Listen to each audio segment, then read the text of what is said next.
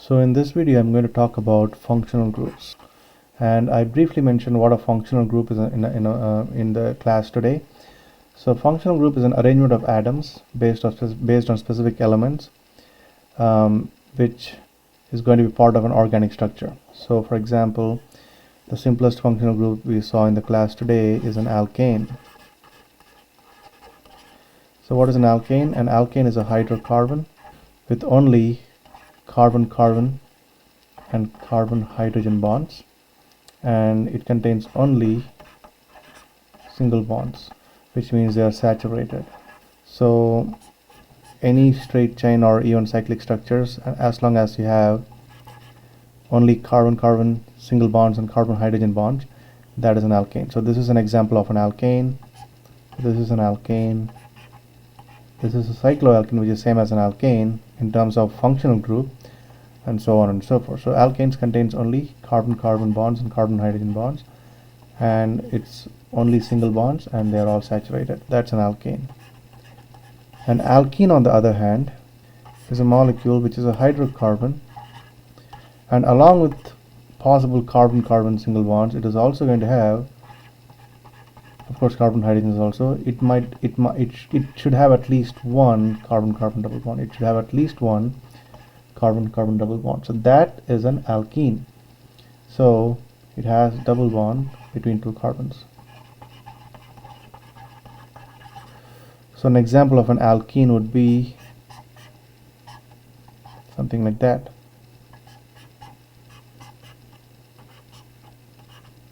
That is an example of an alkene as well. And you can have multiple double bonds as well. So you can have a double bond that looks like that. This is also an alkene. This is a monoalkene. This is a dialkene. So as long as you have at least one carbon-carbon double bond, you call this an alkene. The next structure is going to be, a functional group is going to be alkyne, Alkyne. So alkyne is also a hydrocarbon. It might have carbon-carbon single bonds. It obviously can also have carbon-hydrogen bonds, but as long as they have at least one carbon-carbon triple bond, you call that an alkyne. So an example would be that would be an alkyne.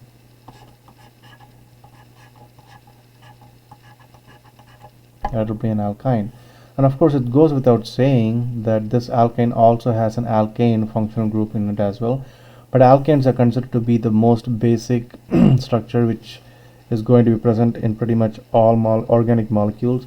So it is not necessary to explicitly say that you have an alkane along with the alkyne here, and you have an alkane functional group along with the alkene here.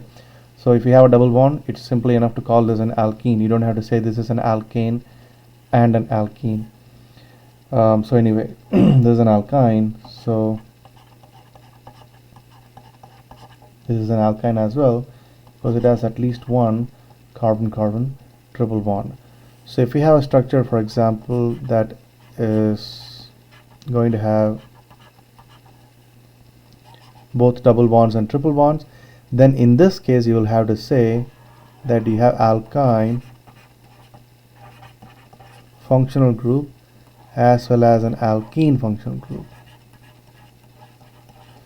The only thing that you don't have to explicitly say that you have an alkane functional group, but anything else other than an alkane, you have to explicitly say that it is present in the molecule. So here we have an alkene, we have two alkenes, here we have alkyne. So the next functional group you would want to know is an alcohol, which, as we have seen from the class, is something that has a carbon with an OH on it. So what else is on the other part of the carbon, that doesn't really matter, but as long as you have an OH, then you call that an alcohol. So this will be an alcohol, that will be an alcohol as well, and that's an alcohol, and so on and so forth. So as long as you have a carbon, oxygen, and a hydrogen bond, it's called an alcohol. And of course, as you have seen in the example I have given you, all these carbons are sp3 hybridized. So for now, I can guarantee you that as long as it's an alcohol, all these carbons are going to be sp3 hybridized. Alright, so keep that in mind. So sp3 hybridized carbon. The next functional group that is closely related to an alcohol is an ether. An ether is carbon, oxygen, except instead of a hydrogen you will have another carbon. So this is an ether. This is an ether. So an example would be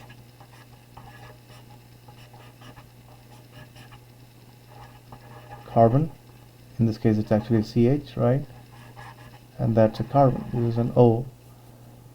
This is CH as well, I mean. So you have a carbon, oxygen, carbon. You can also have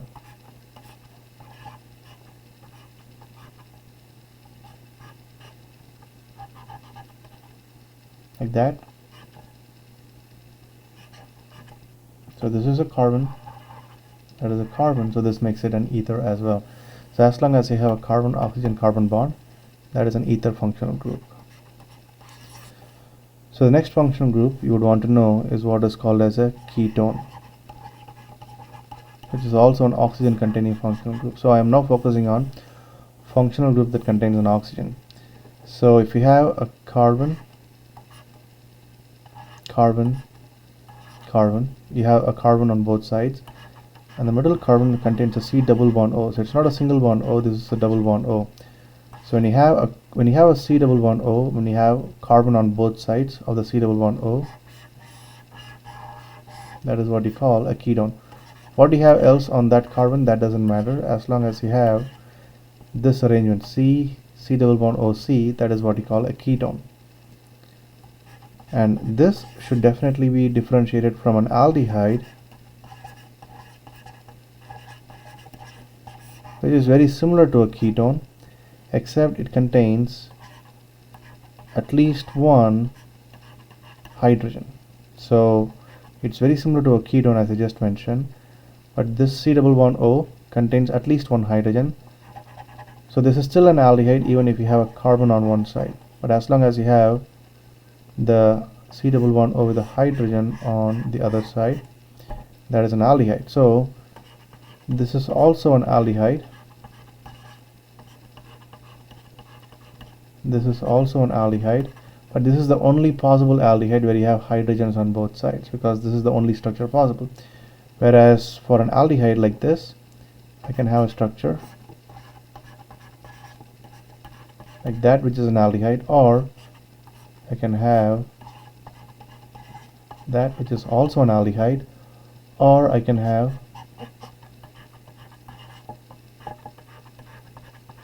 that. So all these are aldehydes. So these are all aldehydes. Whereas for as a ketone, both sides have to be carbon, remember. So this is a ketone because it's a carbon with a double bond O, and there's a carbon here, that's a carbon here, that's a ketone.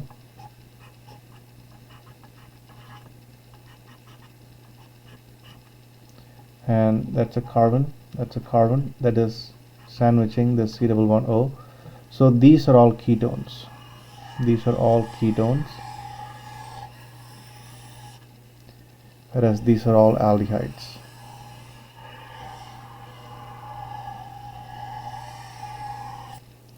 These are all aldehydes. These are all ketones, and obviously these are ethers and alcohols. So these are examples of oxygen containing functional groups. So let's take an example for now to quickly look into this.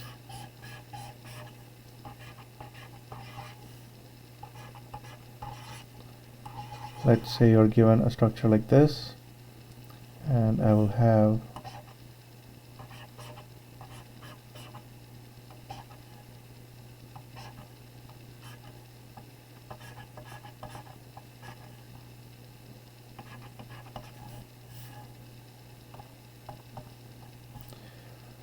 alright, and let's see if I can add some more.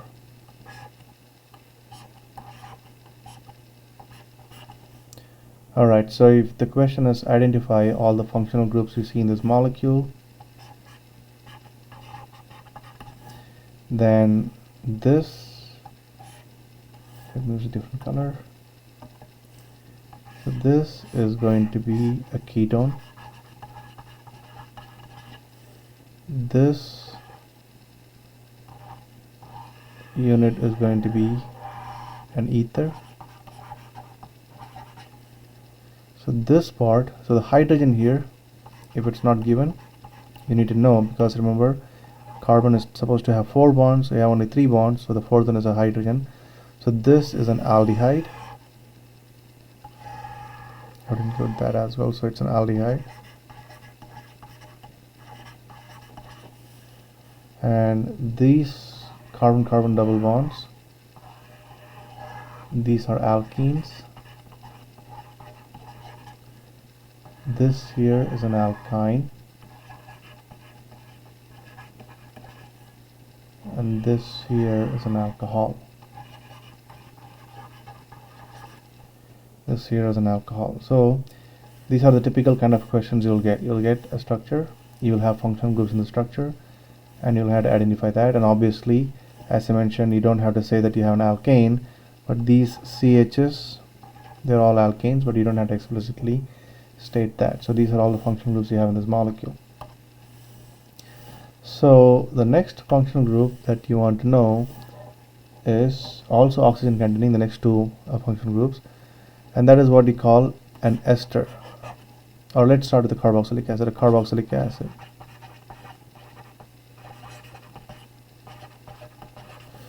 So carboxylic acid contains an OH group, but of course an OH is an alcohol, but this is not going to be an alcohol if this carbon has a double bond O here.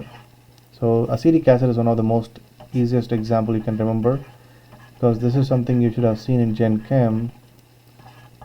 This is called acetic acid because of this unit here.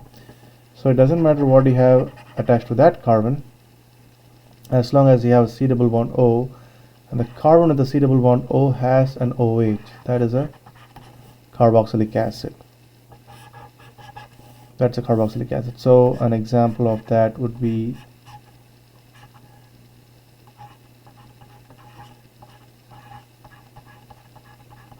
so this is a carboxylic acid, and so is this.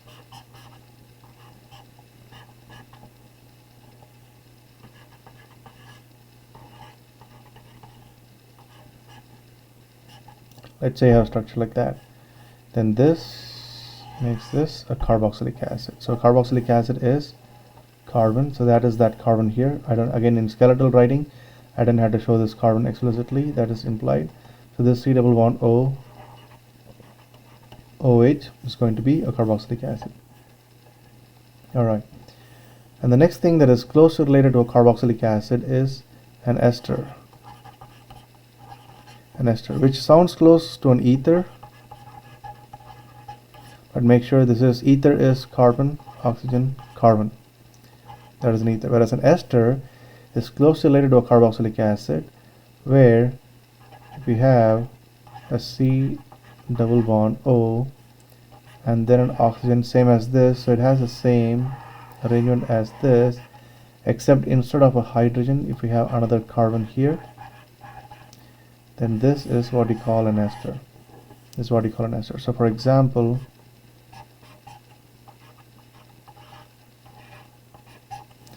if you're given a structure like that, that is the carbon here, this double bond O is here, and again as I told, you can have whatever you want on the other side, so that's the whatever you have on the other side.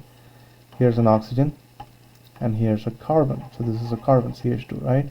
So that is an ester. An ester, again not an ether, an ester. You can also have cyclic esters. For example,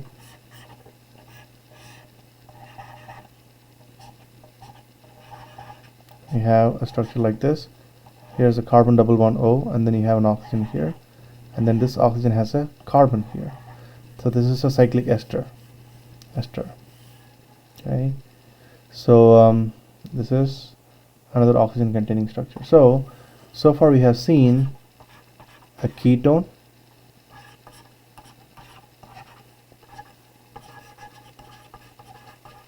and then an aldehyde,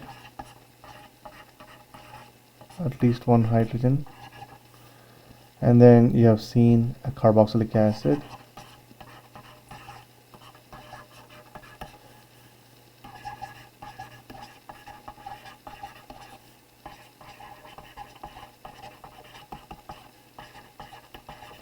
and then you have seen an ester.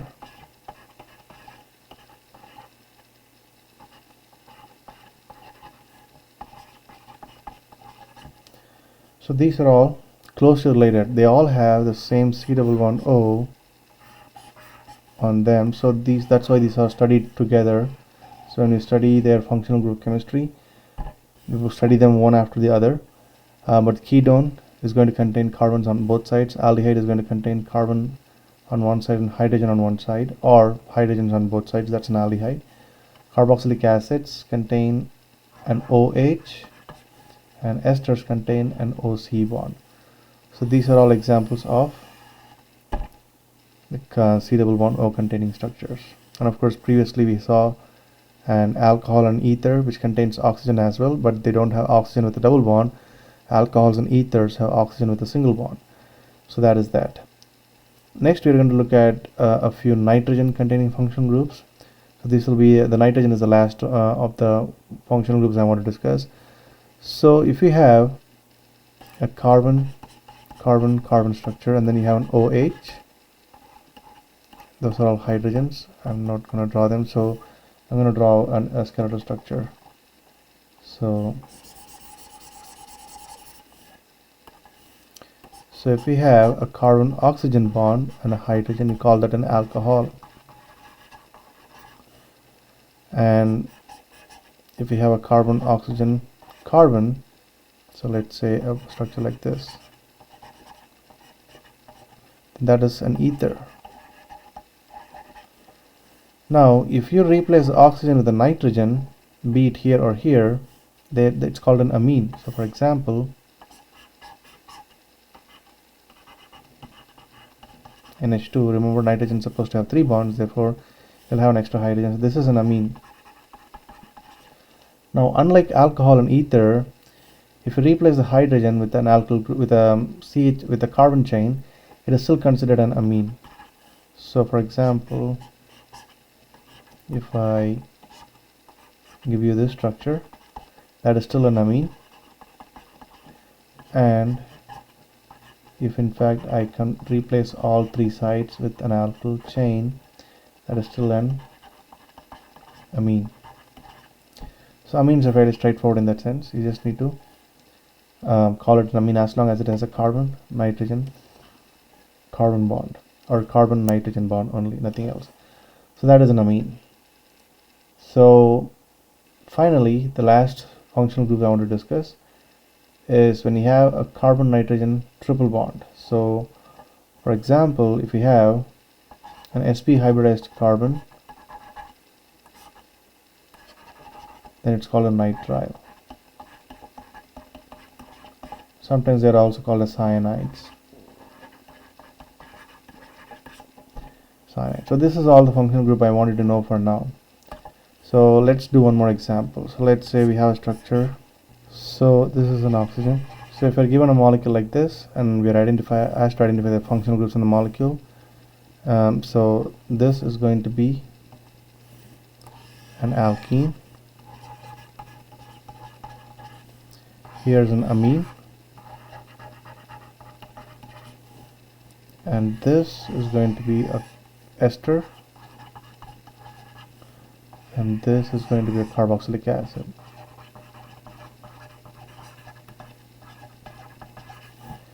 That is a carboxylic acid. So let's take another example.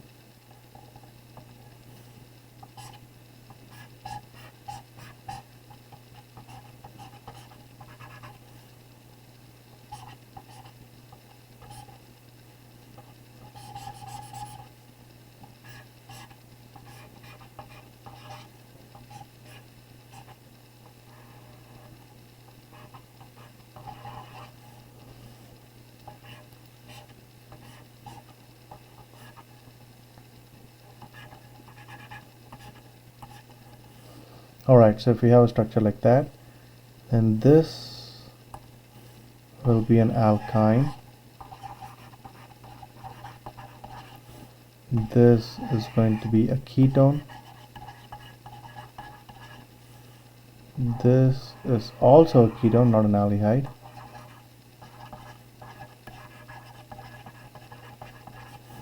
And this is an amine.